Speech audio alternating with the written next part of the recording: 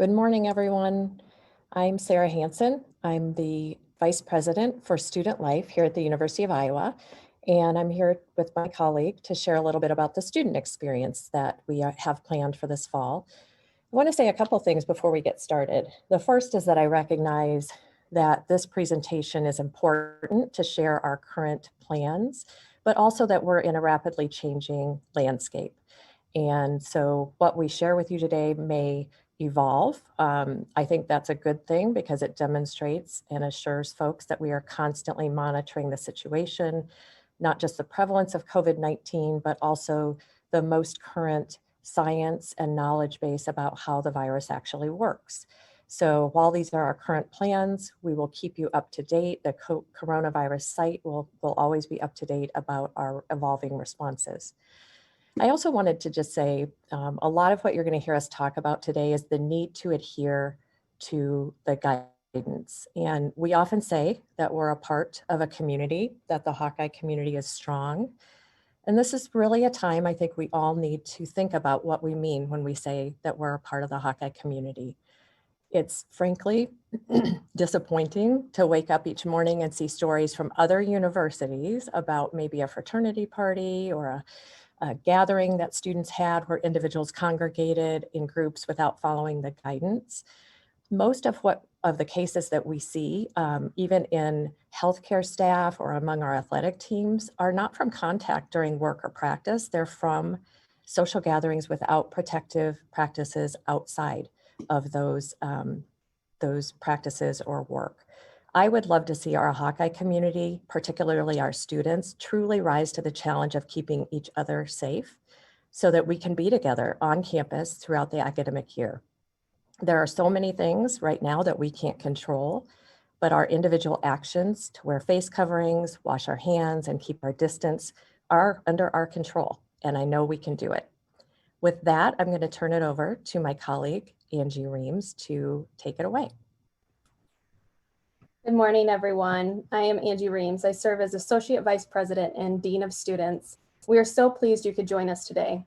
Before we get into the student experience, we want to provide a little context regarding the Critical Incident Management Team. Next slide, please, Glenn.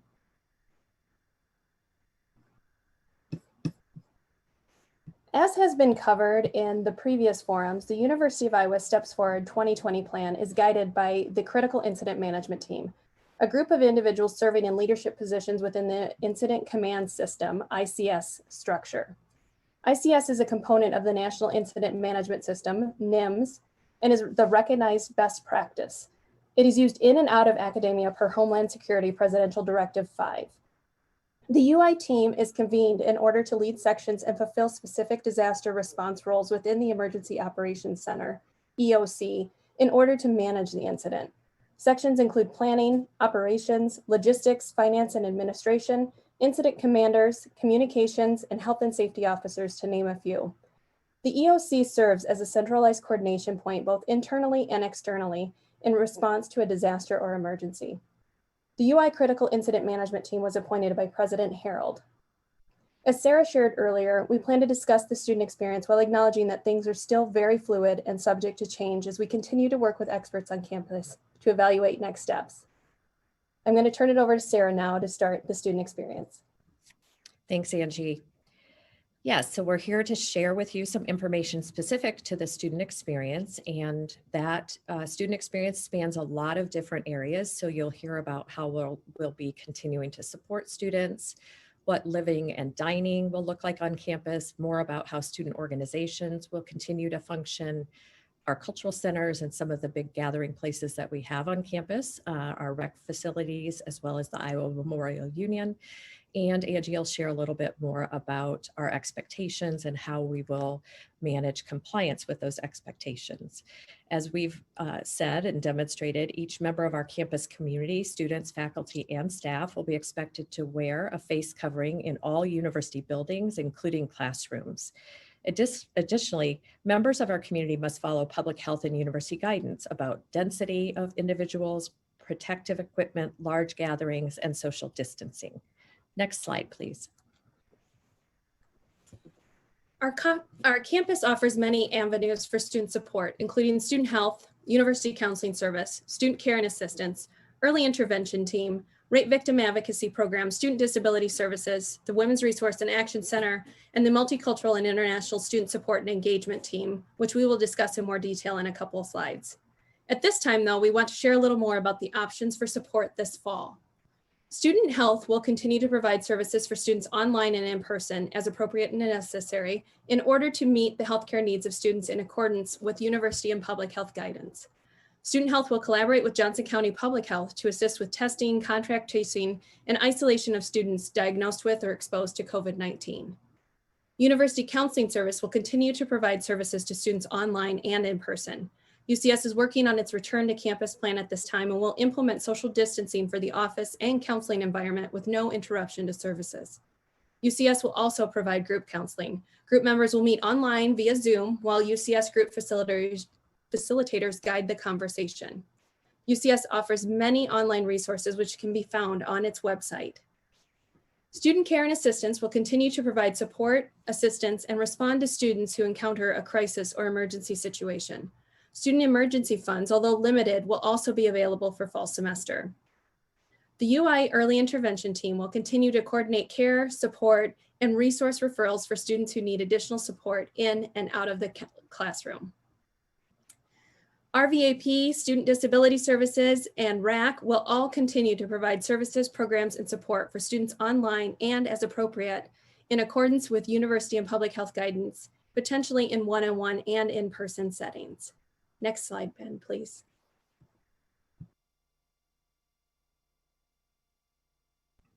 So understandably, we've got so many questions about what the living experience on campus will be like in the fall, and we want to share a little bit about how we're going to support this environment in a responsible way and a safe manner.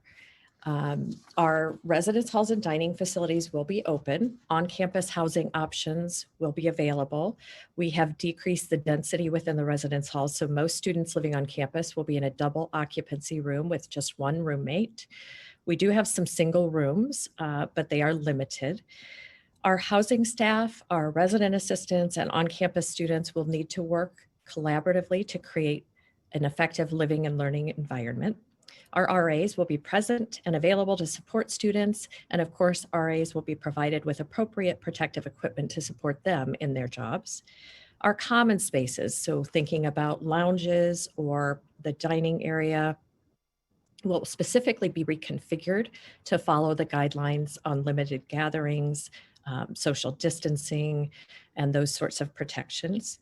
We'll have a different visitor policy, so there'll be one visitor per guest, or one visitor or guest that is allowed per resident at any one time. Visitors and guests must wear a face covering in all public spaces as well. We will have residence hall rooms set aside for emergency use, including illness, student interaction concerns, or other matters per a protocol that we've already had addressed. Floors will be designated in several halls for students to isolate in the event that they test positive for COVID-19. One of the things that I want to make sure that I point out too is that we have an outstanding custodial team within our housing and dining area. These are folks who have advanced trainings, including the most up-to-date national training on cleaning procedures to address and mitigate COVID-19. And we will be doing a lot of different things in terms of more frequent cleaning, coating most of the high-touch surfaces with an antimicrobial coating that has been demonstrated to be effective against COVID-19. And so I feel really good about the cleaning protocols and the availability of our expertise within our custodial team and our facilities team to follow those CDC protocols. Our move-in will look quite different this year. We won't be using the number of volunteers that we've used in the past. We will spread move-in out over more days as well. So it will run from Monday, August 17th to Friday, August 21st. We will clean those carts before and after, limit the number of people in spaces such as restrooms, hallways, and elevators. And as we noted, have that antimicrobial coating on things. We're also replacing a number of restroom fixtures so that they are touchless. There are a couple of housing specific questions that I wanted to just touch on that have been submitted ahead of time. So one was about room selection. Once room selection has occurred, and that's happening right now, I know students are very excited about that, students are sent their housing contract. They have 7 days before the contract becomes binding. And so the question is about what happens if a student needs to get out of that contract. Maybe it's that they find out their classes are going to be all virtual or something like that, although that's not our plan for our first year students. All students have their contract, have until the contract binding date to cancel their contract without financial penalty. After the contract binding date, requests for release will be considered in accordance with the terms and conditions. A second question is whether if a roommate contracts COVID, does that mean I have to go into quarantine as well? That really depends on the amount of contact and the timing of that contact.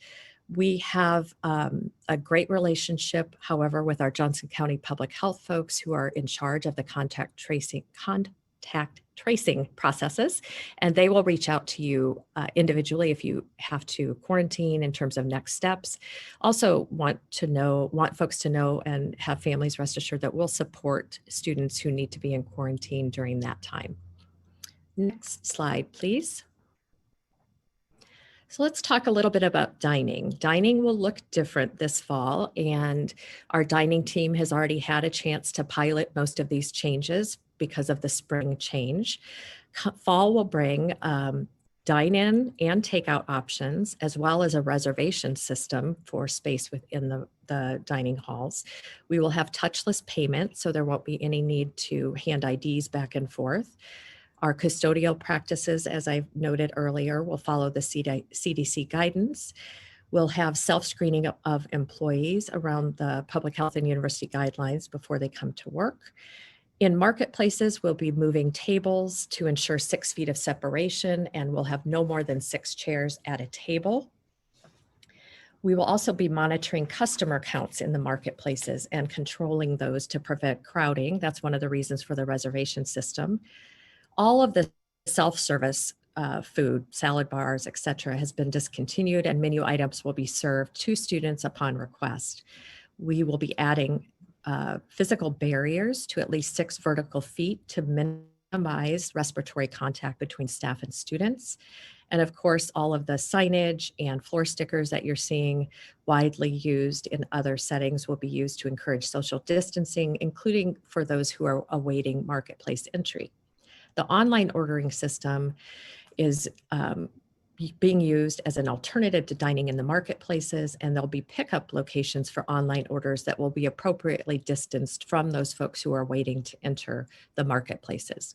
As many of you know, we also have retail operations all across campus. In those operations that are operated by our housing and dining team, access will be monitored at entrances and controlled to facilitate social distancing. Each location, when possible, will have a designated entry and exit. We'll use online ordering there as well as physical barriers to separate customers and staff. There won't be any self-service food in these settings as either, and menu items will be served to you upon request. Locations where we can't establish social distancing, we will close those locations. Locations where we have tables, a cafe type setting, we'll do a similar thing as in the residence halls in terms of ensuring 6 feet of separation and no more than 6 chairs. We aren't going to allow refillable containers, and unfortunately, our highly popular Street Hawk food truck won't be able to be used because we can't provide opportunities for social distancing for the staff within that truck.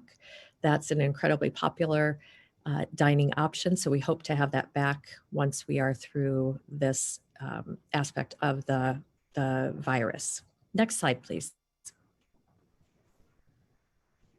So we know the importance of engagement and involvement for student success. So we wanted to share a little bit about student organizations. The university developed guidance for student organizations and campus regarding hosting events, meetings, and outside gatherings. The guidance includes following public health and university guidance regarding density, protective equipment, and face coverings, large gathering limitations, and social distancing. Programs, events, or meetings with 50 or more students or individuals will be held in a virtual format. Opportunities for hybrid engagement will be provided and encouraged through online meetings and online events and programs similar to the end of spring 2020 semester. Collaborations with academic affairs and campus partners will create and sustain engagement and opportunities, including service learning opportunities and experiences. Support and engagement advising for student organizations will be provided by the Leadership Service and Civic Engagement Team, Student Engagement and Campus Programs Team, and Fraternity and Sorority Life Team. More detailed information is available at leadandserve.uiowa.edu/fall 2020. One of the frequently asked questions we receive is, will students be able to participate in student organizations? Wholeheartedly, yes. We strongly encourage students to engage in student organizations. We empower students to find organizations of interest, of purpose, and of areas of growth. We also ask that students look at the variety of options available and find organizations that allow them to meet new people, challenge ideas, and learn from one another. All student organizations and clubs will be expected to follow public health and university guidance regarding density, social distancing, large gatherings, and face coverings. But we fully expect them to be engaged and participating this fall in various activities and events through virtual means. Next slide, please. Fraternity and sorority life recruitment will be virtual this fall semester in order to comply with university guidance.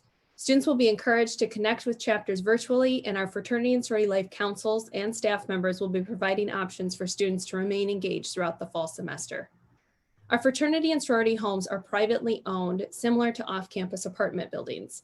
We shared the university guidance regarding our plans for health and safety measures on campus with the housing corporations that own the Greek houses, but the decisions regarding their response, in particular related to isolation and quarantine, lay with the corporations and owners. We encourage students to reach out to staff members or members of the housing corporation if there are concerns or questions regarding how they will respond this fall. If there are additional questions, we encourage individuals to contact Fraternity and Sorority Life at uiowafsl@uiowa.edu. Next slide, please. So let's talk about our cultural centers. Our multicultural and international student support and engagement team does a tremendous amount of programming and connection opportunities through our cultural centers on campus. The centers will follow public health and university guidance regarding density, protective equipment, large gatherings, and social distancing. Our staff and student staff, as they have done throughout this entire process, will continue to provide hybrid engagement through meetings and online events and programs, and they've really done an incredible job of staying connected and providing opportunities for hangouts and book clubs and trivia and all kinds of things for our students to still be connected. We do have kitchens in each of those centers, and we won't be able to allow food cooked and served by students or staff members during the fall. We'll allow food just if it's provided by university catering or another vendor per our university guidance. Our custodial procedures in the centers will follow university guidance and CDC cleaning processes, and we'll use that same signage and density restriction guidance for common areas as well. Next slide, please. There has been a lot of interest in rec services facilities, and our teams are hard at work to prepare for reopening over July and August. At this time, on July 13th, the Hawkeye Rec Fields, McBride Nature Recreation Area, the outdoor basketball courts, and the rugby and cricket fields will reopen. We plan on July 20th to open the Campus Recreation and Wellness Center, or CRWC, the Field House, the Hawkeye Softball Complex, and the Hawkeye Tennis and Recreation Complex. Finally, on August 24th, we plan to open Fitness East, Outdoor Rental Center, and the UI Challenge course. In addition to following public health and university guidance regarding protective equipment, social distancing, and cleaning, the department will take additional measures to limit exposure to COVID-19 in its facilities, including spacing machines, equipment, and program participants a minimum of 6 feet apart, requiring face coverings at all indoor facilities, setting density restrictions, marking workout areas to show the appropriately social distanced areas, adding signage to remind members to use hand sanitizer upon entry and exit, wiping down equipment before and after use, and abiding by the social distancing guidelines, training team members on new cleaning protocols, including wiping down equipment whenever a patron fails to do so, educating patrons on additional cleaning expectations, cleaning common touch points on machines and equipment multiple times a day, and pre-cleaning and disinfecting all equipment prior to opening activity rooms. Given the fluid nature of this situation, plans are subject to change, so more detailed information on Rec Services phased reopening can be viewed on their COVID-19 webpage at recserve.uiowa.edu. Next slide, please. As many of you know, the Iowa Memorial Union is really a gathering spot on campus, and a lot of things happen in this hub of student life. All IMU staff members, vendors, tenants, and visitors will follow public health and university guidance regarding density, protective equipment, large gatherings, and social distancing. We will have an online ordering and social distancing pickup option for textbooks and Hawkeye gear from the Iowa Hawk Shop, including drive-up and in-person options. And they've had a great chance to pilot a highly successful drive-up option already. We'll have limited seating in lounge spaces, including the River Room, the Hawkeye, those sorts of spaces, and other open places in order to promote social distancing and decrease density. Our ITS team is working to ensure that we have space between workstations in the computer labs and learning commons as well. We are partnering very closely with classroom scheduling regarding the use of IMU meeting rooms for smaller academic courses. As you know, as we try to adhere to social distancing and spread folks within classrooms out, we may need additional spaces outside of the purely academic buildings, and the IMU will be a full partner in prioritizing those classroom needs. We will also be partnering with academic support and retention to ensure social distancing for students who attend the very popular supplemental instruction sessions in the Academic Resource Center, and that team will also continue to provide online opportunities. Our Iowa House Hotel will continue to be used for emergency room stays and isolation cases as appropriate. In doing that, we'll have social distancing among reserved rooms to limit engagement in hallways and elevators, as well as public health cleaning recommendations specifically for hotels that will be followed. We have two really incredible student-driven services within the IMU that I wanted to share a little bit about. The first is the food pantry at Iowa. The food pantry is a student-driven initiative that provides food for our students that have food insecurity, and they have continued to operate from March all the way through this time with social distant pickup and touchless pickup, and have served an incredible number of our students who are still in need. They'll use a reservation system as they've been using and limit the number of individuals, including volunteers, present during operating hours. We will accept donations for the food pantry at the Iowa House Hotel front desk, starting with the fall 2020 semester. We also have a clothing closet that will operate with a sign-up process for clients similar to the food pantry at Iowa, and the custodial procedures for all of these will be following the CDC guidance. Just as we've said before, we'll have the ever-present signage and guidance for density restrictions in hallways, restrooms, elevators, and entrance and exits of the IMU. Next slide, please. We know there has been a lot of questions regarding compliance with the expectations for not only our students, but faculty and staff. And so in regards to our students, the Code of Student Life and Student Misconduct Procedure include rules and procedures regarding student behavior, expectations, and accountability that help reduce the spread of COVID-19 and maintain a healthy campus environment. We will utilize a student agreement regarding expectations for compliance similar to the employee agreement, and require submission prior to the start of the fall 2020 semester to increase accountability.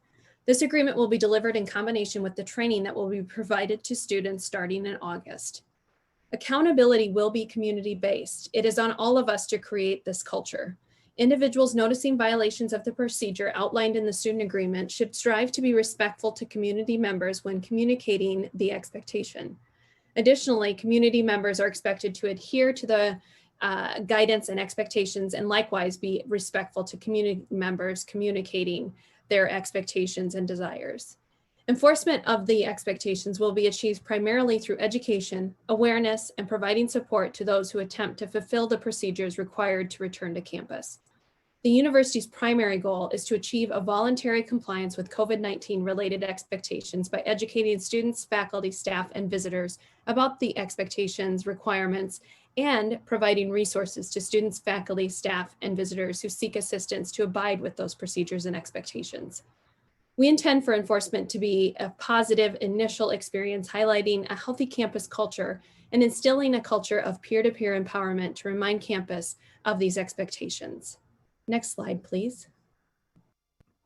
So we're going to cover a few of the questions that have been submitted regarding the student experience. And the first is whether folks will be required to wear masks. As Angie just noted, the answer to that is yes, yes, yes, yes. And we have to have compliance with that face covering in order, again, to be able to be together safely. There isn't a stipulation that it has to be a mask. Students, faculty, and staff will all be provided with kits that include a couple of masks to start, of course. But they can use a cloth covering. There are gaiters that you can use that wear around your neck and pull up, a face shield, as you saw Angie and I so attractively modeling at the beginning of the presentation. But we will all be asked to wear those in university buildings, including classrooms. To Angie's point earlier about access to those, I want to also assure folks that we're going to have multiple places across campus where if someone forgets a mask or face shield, that they'll be able to get one. So it's not as though if there's someone that might forget that they're just out of luck and out of compliance. So they will be readily available on in lots of places, as well as students, faculty, and staff receiving an individual kit when they return to campus. Next slide, please. A few more questions. When classes go online after Thanksgiving, do we still need to pay for room and board? The university will move to online instruction after Thanksgiving, beginning November 30th. And as we've noted, our final exams will be delivered remotely. Clinical and experiential activities will be addressed on a program by program basis. However, campus, including housing and dining, will remain open to serve those who rely on university services. As a result, we don't anticipate any reductions in housing and dining rates. We'll continue to work closely with students with documented needs or allowable cancellation reasons. And in the event that the housing and dining asks students not to return after the Thanksgiving holiday, additional information regarding operations, a potential financial impact to students will be shared at that time. We also have been working closely and did work closely with the financial aid office to make sure that any decisions that we make don't negatively impact student financial aid. The second question here is what the procedures will be to regulate visitors. So as Angie said, we don't necessarily have a way to monitor everyone 24/7. This is going to be a community-based compliance system. Residents will be educated about escorting their guests to their room and will deal individually with any violations of those policies. And I think Angie covered our next question about campus facilities. Lots of guidelines. That team is working very hard to ensure that things are safe once they open up and that they are able to adhere to all the guidelines and support the folks that want to be able to be in the recreational facilities.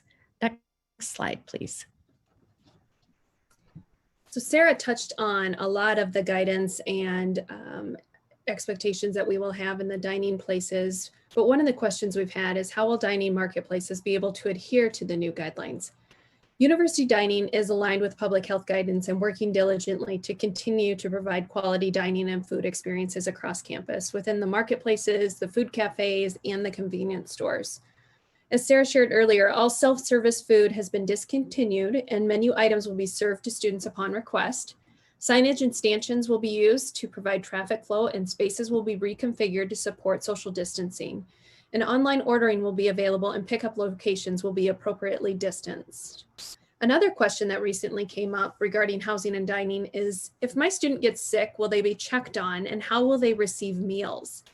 Each student living in the residence hall will be provided with a Healthy Hawkeye kit that contains face masks, a digital thermometer, hand sanitizer, and gloves. They are encouraged to monitor their symptoms and reach out to student health if they are not feeling well. Students who become ill on campus will have access to staff members and be provided information on next steps if they are diagnosed with COVID-19.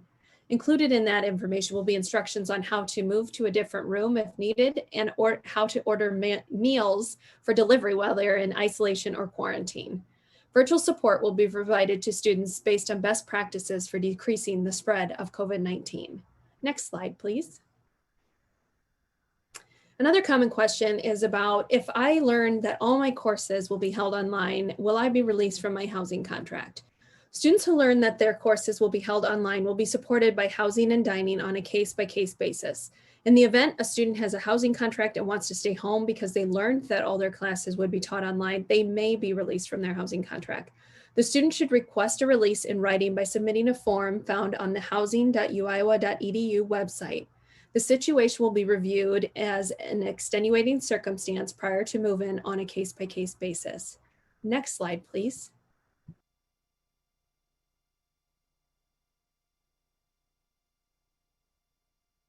I want to thank you for joining us, for submitting your questions, and for working with us as we navigate plans for an on-campus experience that is as unique and dynamic as the time we're living in.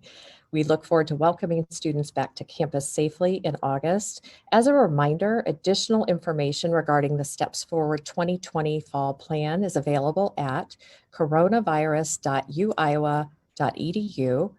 If you have additional questions, please contact coronavirusquestions@uiowa.edu. Thank you for joining us. Take care of yourself, and on Iowa. Go Hawks!